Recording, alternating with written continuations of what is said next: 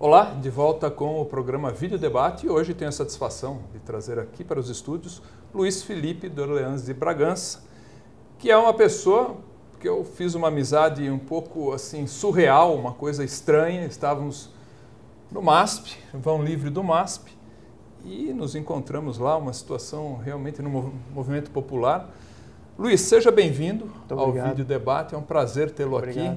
Conta um pouco desse nosso encontro no Vão Livre do MASP.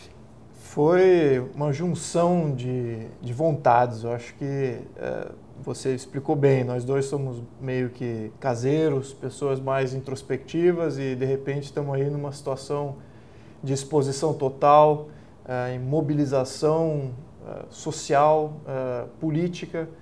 Então é realmente um momento inusitado que nos força a nos conhecer. Eu acho que para mim foi um grande prazer. Espero estar contribuindo também. Com certeza, mas eu extraio da sua fala, existe uma pressão, é isso? De leve, né? De leve um pouquinho. Basicamente, eu acho que, assim, como a gente tem discutido desde então, o momento é de extremo, quase desespero, em que nós olhamos para o lado e não vemos ninguém que vai nos salvar. Não existe mais instituição, não existe mais uma pessoa, uma polícia talvez. Fica uma situação de extremo desamparo. Então, eu diria que é isso aí. Nós somos a frente de batalha e nós somos a represa que vai segurar essa inundação. Isso para mim tá bem equacionado na minha cabeça. Às vezes eu me sinto, sabe, Luiz, como uma minoria oprimida aqui no Brasil. É uma coisa impressionante. Eu gostaria que você contasse um pouco da sua experiência internacional. Você morou muito tempo nos Estados Unidos. Fala um pouco de você, a tua formação como cientista político, essa coisa toda. Eu morei nos Estados Unidos, morei na Europa também. Eu estudei no Brasil, toda a minha formação foi no Brasil. Fiz mestrado nos Estados Unidos, fiquei lá um tempo.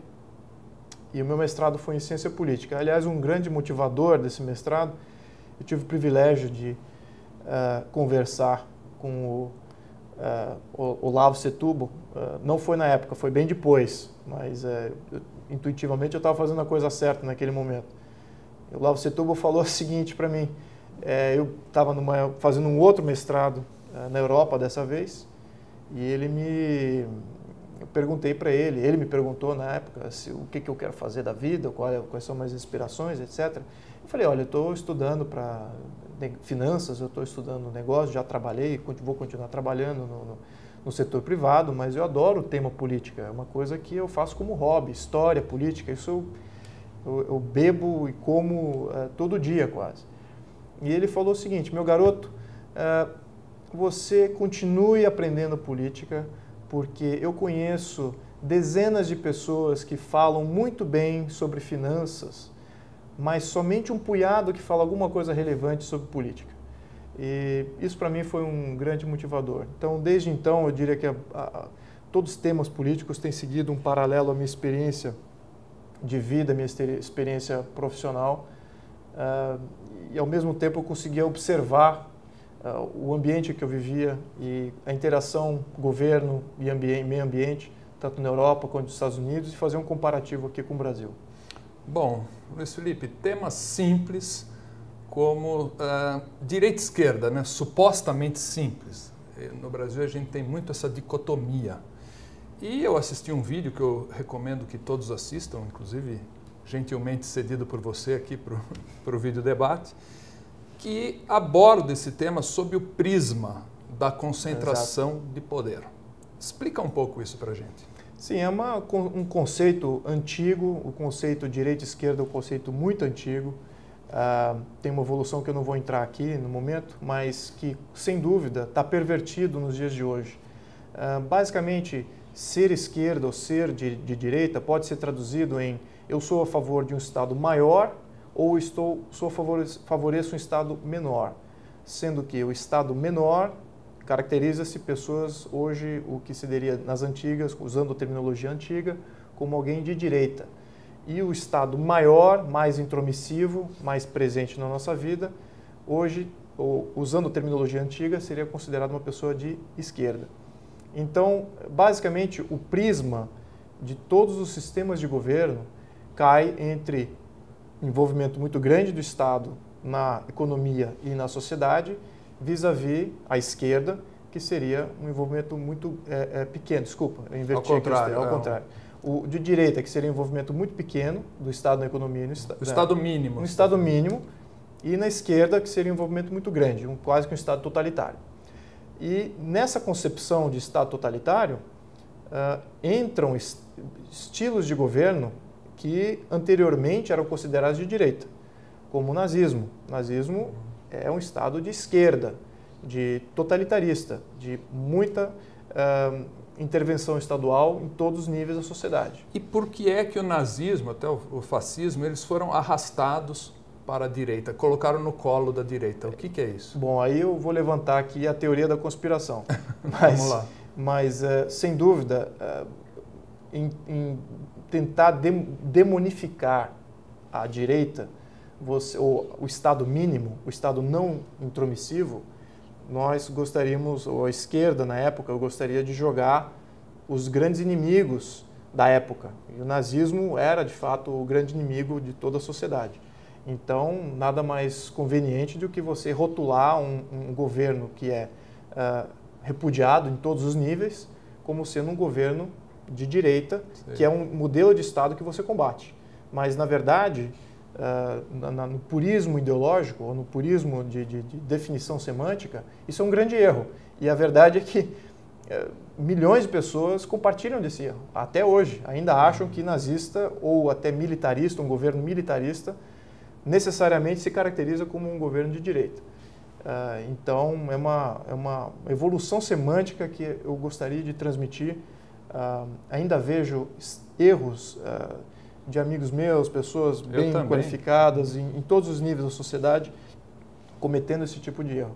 Eu gostaria de pôr um ponto final nisso, com um pouquinho mais de clareza, iluminar esse tema que, de fato, estados totalitários são tanto são socialistas, são estados comunistas, estados nazistas, militaristas, de maior parte deles. Então, enquanto que eu passo que um Estado mais liberal são menos intromissivos na vida cotidiana de todos nós. Inclusive o nome nazismo deriva... Nacional-socialismo. Nacional-socialismo, é uma coisa que até no nome tem. Eu tive o cuidado, eu fui numa página na internet do Luciano Ayan, não sei se você conhece, não conheço. Cientista político que eu respeito, e ele traz toda a origem do nazismo, inclusive fez um estudo muito profundo do partido, dos sindicatos, dos trabalhadores, da Alemanha e tal, e tem lá um tratado socialista naquela situação. Demonização do lucro, aquela coisa de concentrar o poder, tudo isso. Mas fica aí a questão, o esclarecimento muito bem trazido por você. Eu gostaria agora que você fizesse um comparativo entre os diversos sistemas de governo. Eu sei que é um tema da sua predileção. Eu gosto porque nós começamos com 5 modelos de governo e que eles se encaixam nesse espectro de esquerda e direita. Então, no modelo vamos supor, os 5 modelos de governo seria uma monarquia absolutista, ou uma ditadura, ou seja, controle total do Estado. Você tem, na sequência, você tem uma oligarquia, seria um governo de poucos. Ao centro, você tem uma república, que seria o governo de leis. Mais para a direita, ou seja, inferindo que o Estado poderia até ser menor, dentro de uma democracia, que seria o governo da maioria. E, finalmente, a anarquia. Então, a anarquia seria a falta completa de governo. Então, nos extremos você tem, na parte esquerda você tem a ditadura e na parte direita você tem a anarquia. Então, é muito engraçado você perceber que alguns desses governos não são viáveis por longos períodos de tempo. São governos transitórios. Vamos supor, uma anarquia. Uma anarquia nada mais é do que um momento em que você está transitando de um governo, de uma espécie de governo para uma outra espécie de governo. Geralmente você transita entre uma oligarquia que perde sua legitimidade existe um período anárquico e uma outra oligarquia sobe para suplantar esse vácuo. Isso é uma sequência científica, ou seja, é replicável em vários momentos históricos de todos os países. Então, a anarquia não é de fato um método de um governo per se. É uma transição. É uma transição. Uma outra curiosidade é que uma monarquia ou um governo absolutista centrado numa ditadura, ele também não é considerado de fato um termo aplicável, porque uma oligarquia tem a mesma função, ou seja, ninguém governa sozinho. É muito complexo a máquina administrativa, a máquina política. Você precisa de um grupo e que esse elege um dos seus próprios para ser o mais visível. Então é sempre uma oligarquia que está por trás de um ditador. Então um ditador e um governo absolutista com uma figura central somente não existe. Então aí já temos uma limitação. Já temos a oligarquia, que está como uma espécie, temos a república e temos uma democracia. Agora, a questão é que talvez é o tema mais interessante, que eu gosto de conversar bastante, é sobre democracia e república. Certo. E depois vamos analisar um pouquinho o que é a oligarquia vis-à-vis a república. A democracia, ela também é um governo transitório. Apesar do termo, a semântica democracia, ou governo democrático, ou Estado democrático, é usado, no meu ver, de maneira abusiva, é um grande erro. É quase um fetiche popular. É um fetiche falar que temos uma democracia, queremos ser uma democracia. Eu acho que se temos problema no nosso sistema hoje, que nós sabemos que temos, mas um desses problemas é exatamente a democratização de tudo, ou seja, a maioria manda. Quando a maioria manda, você não tem lei que segura. Você atropela as leis, por definição. Se a maioria manda, é a maioria que manda, não é a lei que manda. Então, só um pode mandar, não o outro. Então, a democracia, ela é destrutiva. Os fundadores dos Estados Unidos já sabiam disso. Eles são grandes estudiosos das histórias gregas. Existiam várias cidades-estado na Grécia Antiga. Todas elas, talvez à exceção de Esparta, que era uma sociedade mais militarista, centrada em um pouco mais... poderia ser considerado uma ditadura. As outras cidades-estado seguiam um modelo democrático. E, pasme, todas elas rompiam o modelo democrático com uma frequência enorme. Exatamente porque o modelo democrático dessas cidades-estado na Grécia Antiga não se sustentava. Ele era extremamente efêmero. Pode se transformar numa ditadura da maioria, é isso que você está dizendo? Não só isso. A ditadura da maioria, ela suprime o minoritário.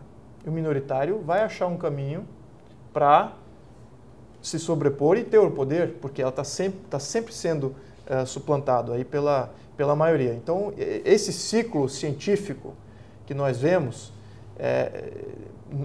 essa equação já foi fechada em 1796, em 1791, desculpa, com a Constituição Americana. Em nenhum momento a palavra democracia aparece na Constituição Americana, exatamente porque eles conheciam muito bem esses ciclos.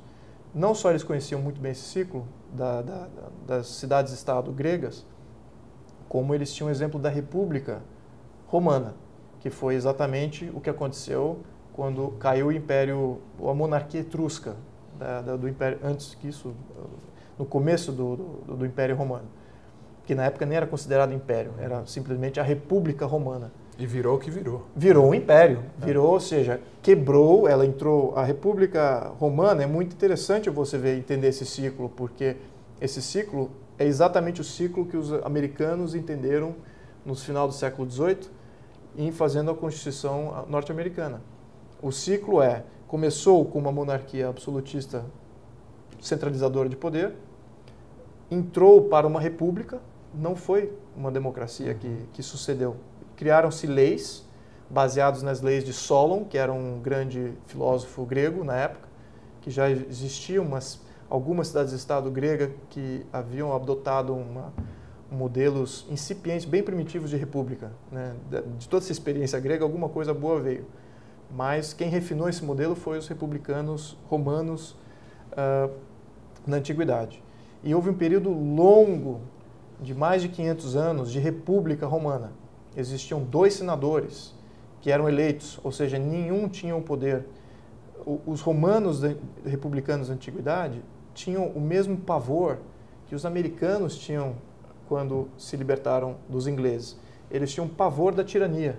Eles não queriam que nenhum tivesse o poder, nenhuma pessoa, nenhuma organização, nenhum grupo tivesse o poder. Então eles criaram um sistema de voto anual e 2 senadores representando, ou sempre representando, um representava a plebe e outros representavam os grandes proprietários.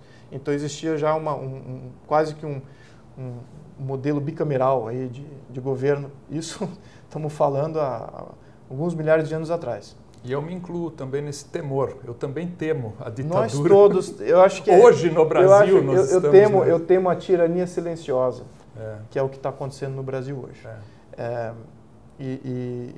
Mas a gente entra nesse ponto daqui a pouco.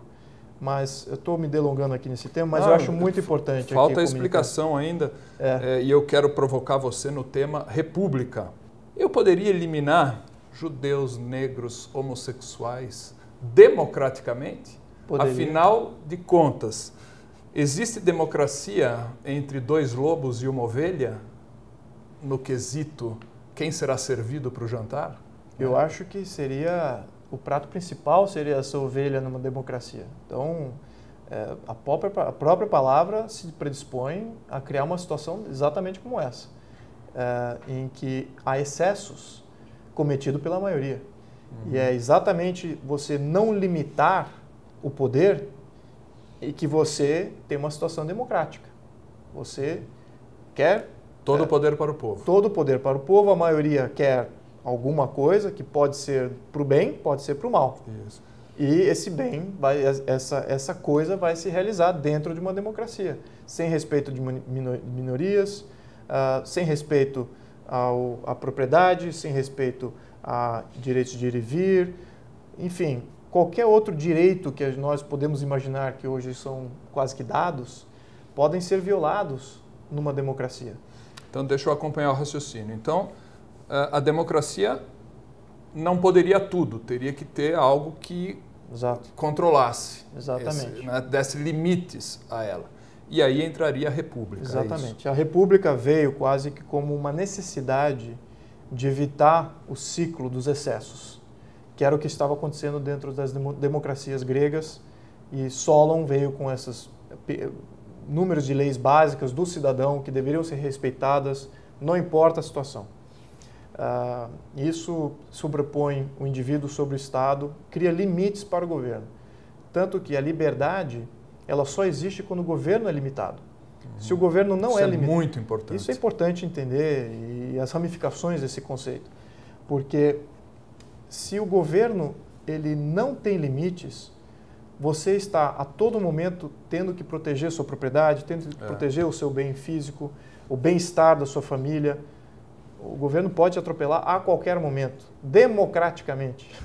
E isso ainda com essa bandeira. Então é muito perigoso e me preocupa muito o uso da palavra democracia, até mesmo na nossa Constituição, tendo como exemplo a Constituição americana como contraponto.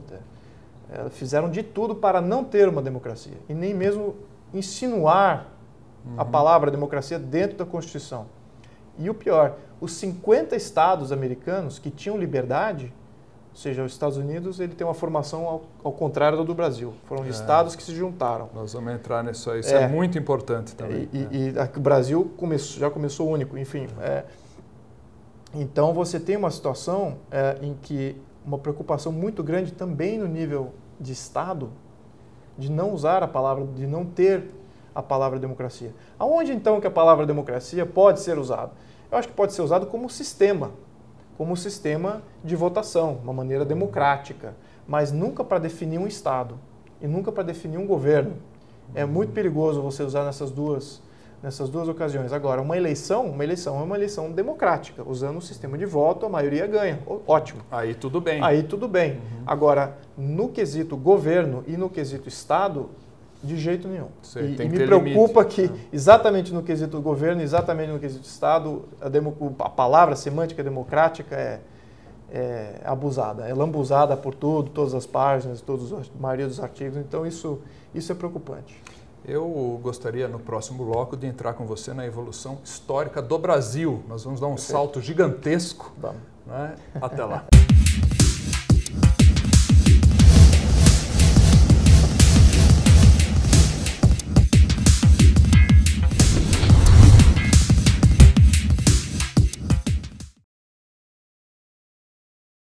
De volta com o vídeo debate, você está na presença de Luiz Felipe de Orleans e Bragança. Vamos lá, vamos entrar nessa evolução histórica e nesses valores de base. Quais são esses valores? Olha, cada país tem o seu. Os Estados Unidos encontrou os seus valores de base. Eles começaram se revoltando contra a tirania. O começo dos Estados Unidos se deu quando houve o termo cunhado tributação sem representação igual a tirania. Isso galvanizou o povo americano da época, o povo colonial da época, nos diferentes estados, que eram mantidos separados. Você já está sorrindo. Você já está sorrindo aqui. Eu acho engraçado, porque nós vivemos a situação idêntica, só que em paz, né? E bilhões sendo roubados, enquanto que na época era muito menos, né? Pela coroa inglesa. Mas os americanos se revoltaram contra os ingleses porque eles não eram representados politicamente. Então, era uma tirania que existia nas colônias, se revoltaram contra essa tirania. Tiveram uma guerra sangrenta contra os ingleses, ajudado bastante pelos franceses. Conseguiram se livrar desse problema, a duras penas, e criaram esses valores de base, quase que forjaram os valores de base. O medo do americano tem por um tirano subir ao poder central afeta famílias de americanos até hoje. Tanto que um dos direitos constitucionais no Bill of Rights, que seriam os 10 primeiros mandamentos da Constituição americana, o segundo é que você pode ter armas para se defender de uma tirania. Então, isso é uma pré-condição constitucional americana baseado nessa guerra muito sangrenta. No Brasil, felizmente ou infelizmente, nós não tivemos esse problema.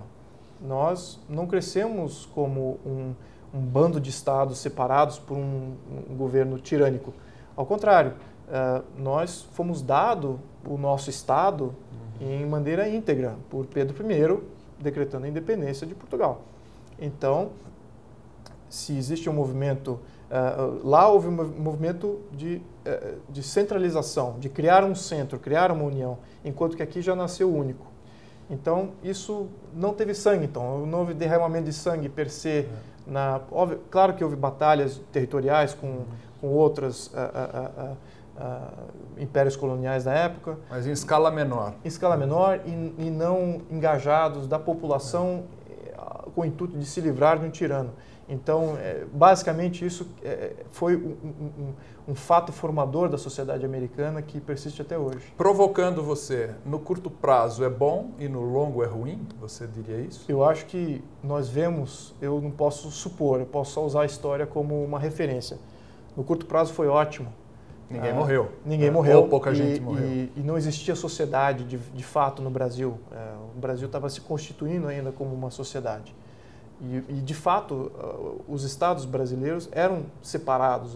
Portugal mantinha um controle e parcerias comerciais independentes com os estados. Então, Portugal também dividia. Então, no curto prazo, sem dúvida, foi espetacular para você manter, de um dia para o outro, você ter um império, você com uma vastidão territorial. Agora, no longo prazo, e acho que Pedro II teve essa consciência, que era de criar uma identidade nacional. Ele percebeu que aqui, aliás, o termo brasileiro é quem trabalha o Brasil. O termo correto deveria ser brasiliano.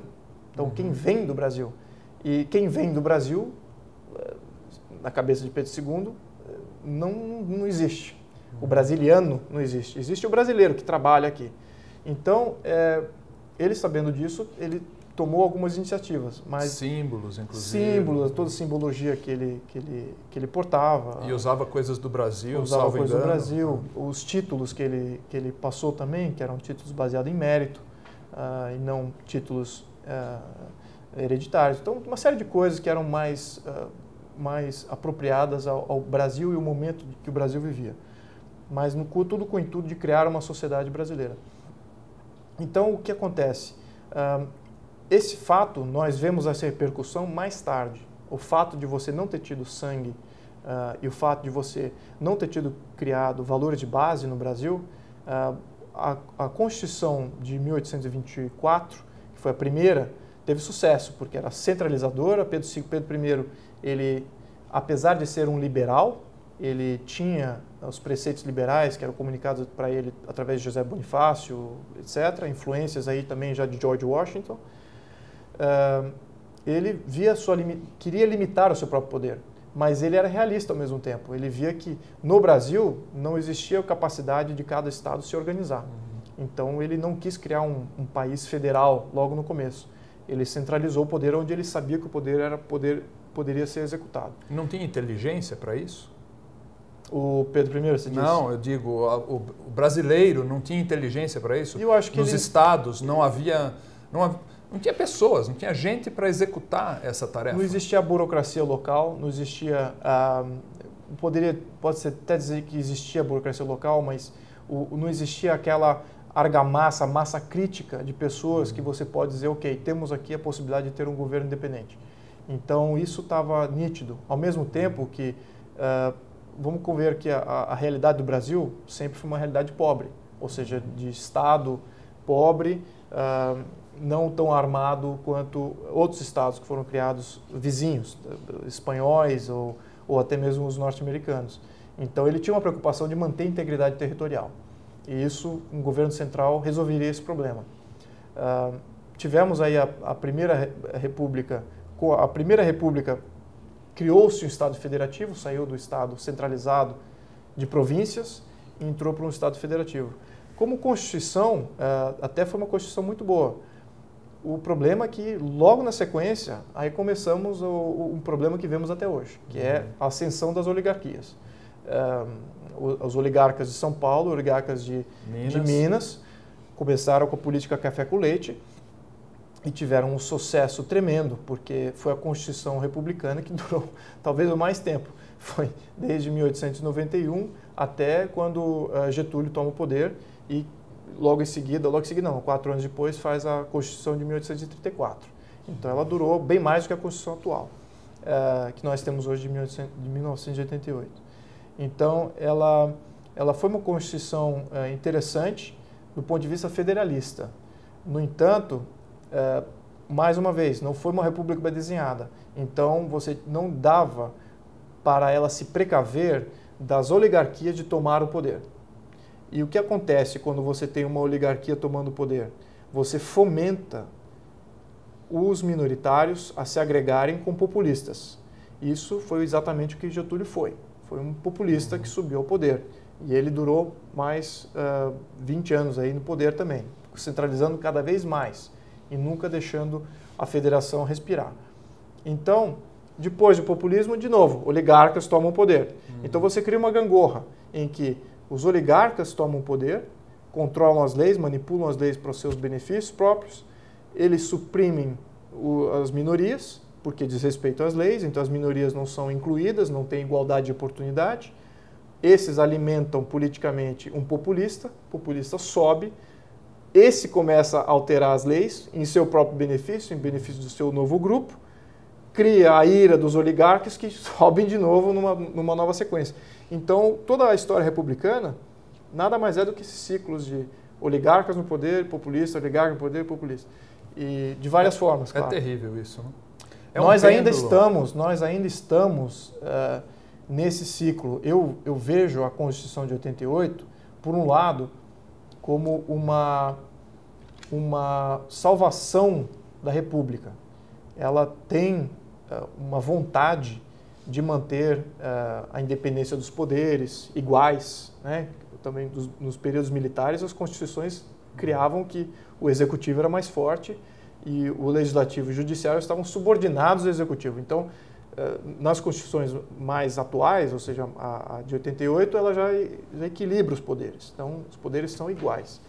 Isso é muito importante. Mais importante ainda, a independência dos poderes. E mais importante do que isso, é o monitoramento entre eles. Ou seja, cada poder monitora o outro. E o que tem se criado, se pervertido nos últimos anos aqui no Brasil, é exatamente isso. Você tem destruído as instituições para não ter mais esse controle de um poder ou outro. Ou seja, está se criando de novo a pirâmide em que o executivo grande chefe. É o grande chefe do legislativo e do judiciário. Então, inclusive, na prática, isso ocorre. Porque se você parar para pensar, o que foi o mensalão, se não em linguagem popular de botequim, né, linguagem coloquial, um passa-moleque no poder legislativo. Exatamente. E hoje também, não só no mensalão na era Lula, como agora na era Dilma, tem a mesma subserviência do poder legislativo ao executivo, que, por sinal, também tem seus braços e seus tentáculos no poder judiciário. Ele nomeia a cúpula do Supremo Tribunal Federal. No Superior Tribunal Eleitoral, Luiz Felipe, está ninguém mais, ninguém menos do que o senhor Dias Toffoli, com todo respeito à suposta capacidade jurídica dele. Ele está muito envolvido com o Partido dos Trabalhadores para ter uma isenção minimamente razoável para ocupar um cargo deste porte. No Tribunal Eleitoral. Quer dizer, uma coisa bizarra, surrealista, exatamente. Triste da gente ver. Então, eu entendo quando você fala que a Constituição de 88 teve coisas boas, eu imagino. Eu diria que essa é a única coisa boa da Constituição de 88, foi o intento inicial de criar uma república estável. Isso, mas que foi desvirtuada. Desvirtuada totalmente nos últimos 10, 12 anos. E eu quero fazer provocações para você, cientista político, uma pessoa culta, que a gente gosta, né? A gente fez essa amizade toda, eu tenho liberdade para te perguntar. Não está demais? Direito trabalhista na Constituição é o local adequado? Temos também sistema de concessão rádio-televisiva. Isso será que é normal dentro de uma ideia da livre imprensa, do direito à informação? Então tem coisas ali que não precisa de uma reformulação urgente. Exatamente. E para o meu desespero, passo também um outro abacaxi para você, nem sei como você vai descascar todas essas coisas. A gente não tem como sair dessa, porque se fizermos uma proposta hoje de reforma constitucional com o PT no poder, quer dizer, é o prato cheio para uma situação ficar pior ainda. Ao invés de melhorar, você vai jogar ainda mais Estado no que já está em excesso, mais tributo para quem não aguenta mais. Exatamente. Como que você descasca? Olha, passo tudo para você. A Constituição, ela tem um disfarce totalitário dentro dela. Isso, aí que eu quero entrar. Ela se coloca como uma Constituição cidadã liberal, e talvez um liberal do século XIX, século XVIII, lendo a Constituição de 1988, talvez ele se impressione em ver a quantidade de direitos que o ser humano tem, e quantidade de direitos de diferentes níveis e colocações sociais e econômicas, em momentos sociais e econômicos, está colocado lá como um direito constitucional do Estado central de prover. Então, como um documento liberal, social liberal, é fabuloso, mas ela peca exatamente pelo excesso. Ela peca em que, no momento que você dá ao Estado o dever de defender direitos em tal quantidade, você cria um Estado intromissor.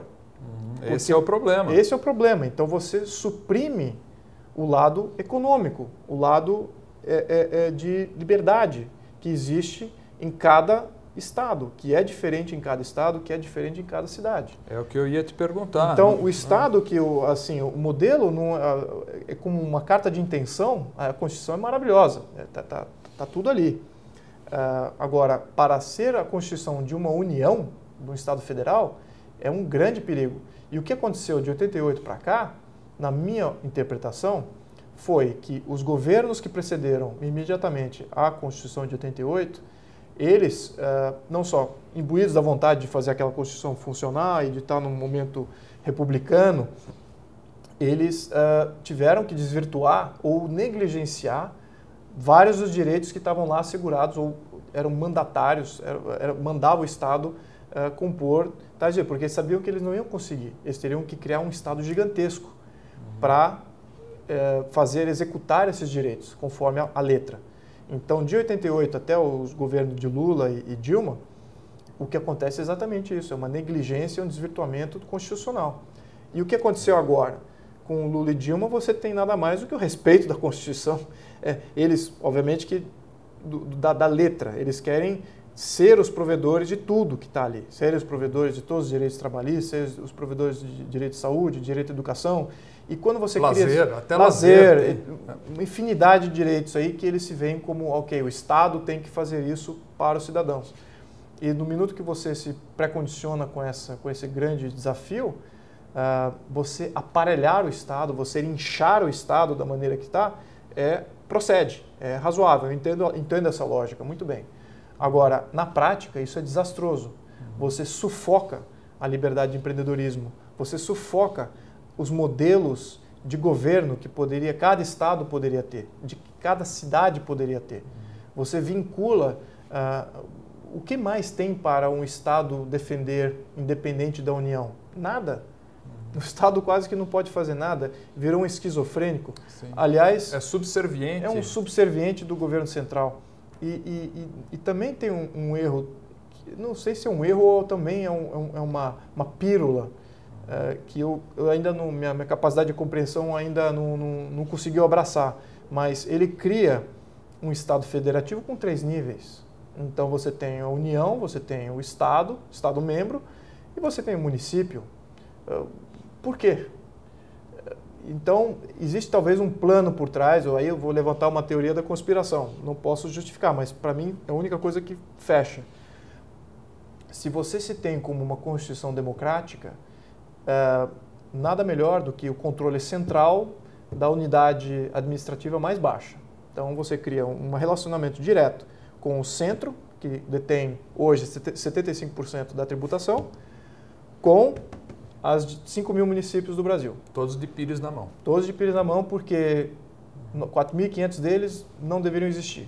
Né? Ou se existiriam, deveriam existir num modelo de governo menor, menos aparelhado, como é o que a Constituição prevê.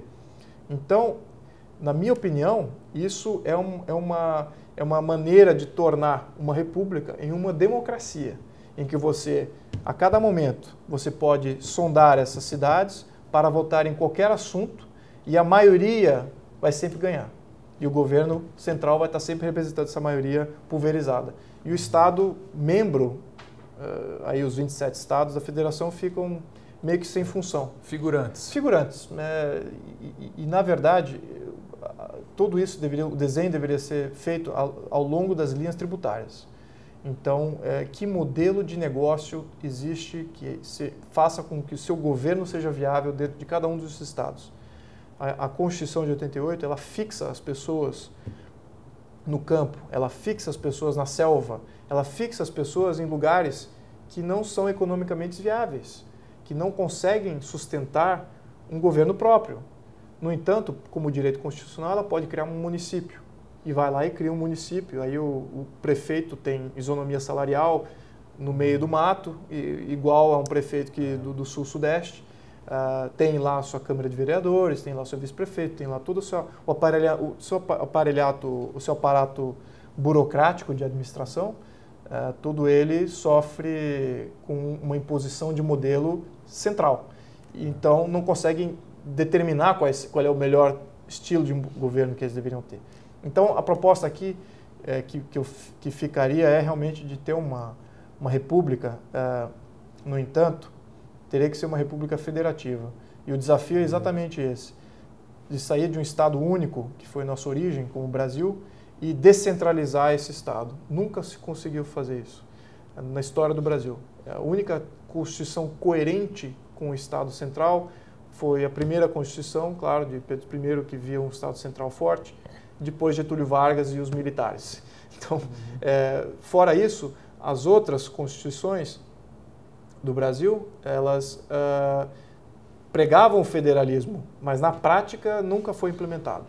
Então, esse aqui é o nosso desafio e talvez uma alteração interessante aí, de diminuição de direitos do poder central, que o poder central precisa defender, e passar a defesa desses direitos para os estados, e que os estados determinem se devem ou não segurar essa bandeira dos direitos que estão aferidos. Bom, Luiz Felipe, você descreveu aí um cenário muito fértil para populistas e para escravidão. A gente praticamente, eu às vezes me sinto escravo aqui trabalhando, até conversávamos fora do ar, eu comentei com você que eu comprei um automóvel, para as demandas da minha casa e tive que dar outro automóvel, mandar outro para Brasília, através de tributação, de tão caro que é esse bem de consumo aqui no Brasil. Então a gente fica revoltado aí com a carga tributária e você apresentou também no seu discurso uma solução, que é o federalismo. Gostaria que você entrasse nesse tema no próximo bloco. Até já.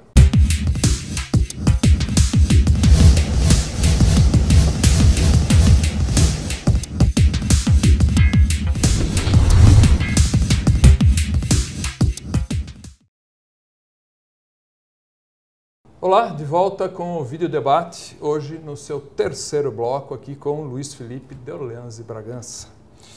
Luiz Felipe, meu caro Luiz, federalismo aqui está em pauta. Você apresentou essa solução para o Brasil como uma das formas viáveis.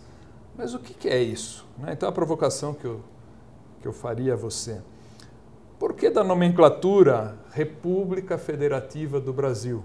Se parece que não somos propriamente uma república e o federalismo passa mais distante do Brasil do que Plutão da Terra. Tem uma coisa assim que não é federalista. Nós temos um poder central, praticamente... Cada vez maior. Cada vez maior. Explica tudo isso para a gente, Luiz. Olha, o porquê é muito simples, é um jogo de poder. A nossa república foi criada por oligarcas. Os oligarcas nada mais querem do que o poder total, que eles podem tirar.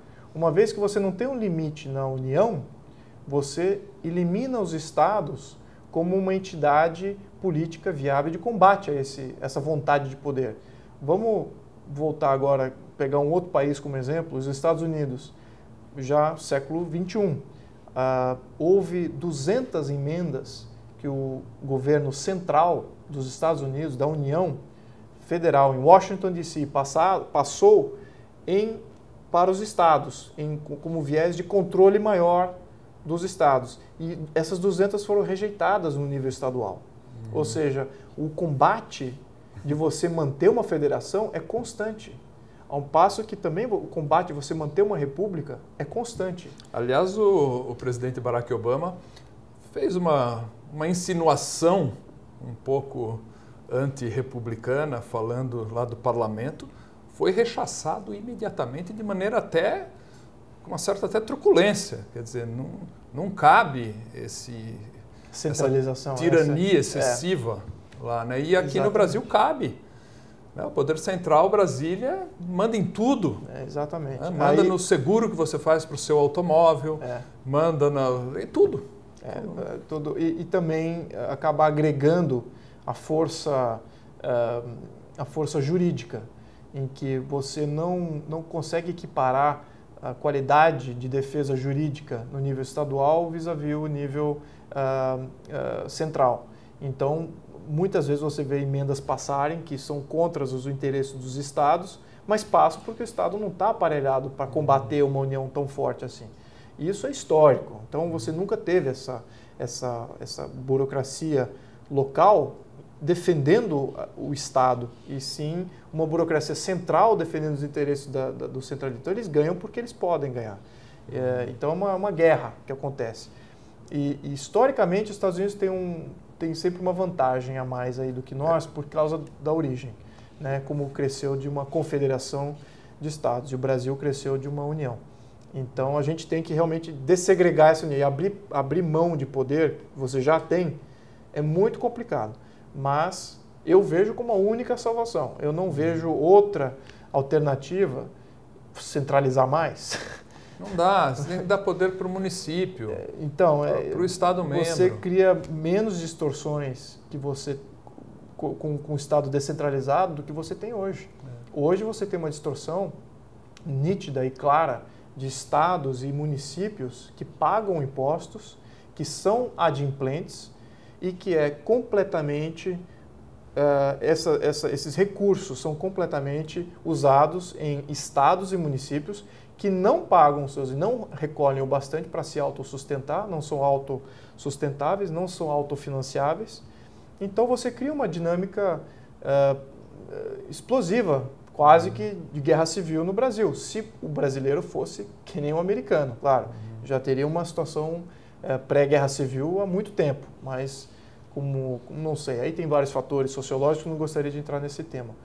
Mas é muito importante ver até que ponto o federalismo é aplicado nos Estados Unidos. Eu conheço bem os Estados Unidos porque eu já vivi lá, trabalhei lá e já dirigi através dos Estados Unidos, e você vê cidades abandonadas com uma certa frequência. Ou seja, o motivo econômico não existe mais naquele local. Até logo, um abraço. Até logo, a população debanda, a cidade fica à venda. O território daquela cidade fica à venda. E não existe mais a necessidade de, não, vamos colocar lá um prefeito com salário, com um aparato para segurar. E o poder central bancando isso. E o poder central isso. bancando aquilo. É claro que nesse jogo que existe no Brasil, eu diria que ainda volta a um problema de desenho de república, sobretudo no quesito eleitoral. Essas cidades acabam virando cabos eleitorais de governos e os governos cabos eleitorais do governo central também. Então é um processo. É um mensalão, só que contínuo, né, no quesito criação de cidades. E você também não vê no Brasil a concatenação de cidades, que é um fato normal em cidades na Europa e cidades nos Estados Unidos. Você não tem mais fatores econômicos, as cidades se juntam em blocos maiores. Né? E você acaba tendo só uma cidade que tem a eleição, às vezes nem tem eleição para prefeito, é nomeado um administrador público. Muitas das pessoas que participam da cidade são pessoas que têm propriedade ou interesse na cidade, mas não são cargos eletivos, vereadores não existem, só em algumas cidades. E o Estado gasta menos com isso. O Estado gasta menos e sobrevive, essa que é sustentável. Enquanto que aqui no Brasil tenta se impor um modelo do centro para fora, e talvez encaixe algumas cidades, mas a maioria não encaixa. E eu, quando falei, Luiz, da descentralização de poder, né, da União descentralizando, dar um pouco de poder para os Estados-membros e para os municípios, eu me esqueci de falar, e ficou ecoando aqui na minha mente, tem que dar poder para o cidadão, para o indivíduo, para nós. Afinal, nós somos os verdadeiros produtores de riqueza. Exatamente. Isso aí eu acho fundamental dizer aqui. Hoje eu me sinto diariamente expoliado pelo governo central. Eu me sinto vítima do governo central. É assim que eu, um brasileiro, eu compartilho contigo, com vocês que estão acompanhando a nossa conversa, esse meu sentimento. E é um sentimento que perturba diariamente a mim, acho que a muita gente, e me sinto um pouco impotente. Eu vou fazer o quê? Mas o Estado paternalista não quer que você faça nada. Esse é o problema, também faz parte do problema. Exatamente, ele não te dá essa autoridade. E diria que você tem uma simbiose muito interessante. Aí tem dois pontos. Você tem uma simbiose de liberalismo econômico que não existiu no Brasil, nunca existiu no Brasil, apesar dos governos totalitários e populistas dizerem que não, o liberalismo é o inimigo do povo, etc. O neoliberalismo. O neoliberalismo é o grande inimigo. Mas, na verdade, nunca existiu liberalismo no Brasil. E uma dizia Roberto Campos. Já dizia Roberto Campos. E uma pré-condição para o liberalismo acontecer é o federalismo. O federalismo, ele dá essa base estrutural para o liberalismo acontecer, para você ter um Estado que opte por um modelo não intromissivo, por um modelo mais pró-empreendedorismo, pró-indivíduo.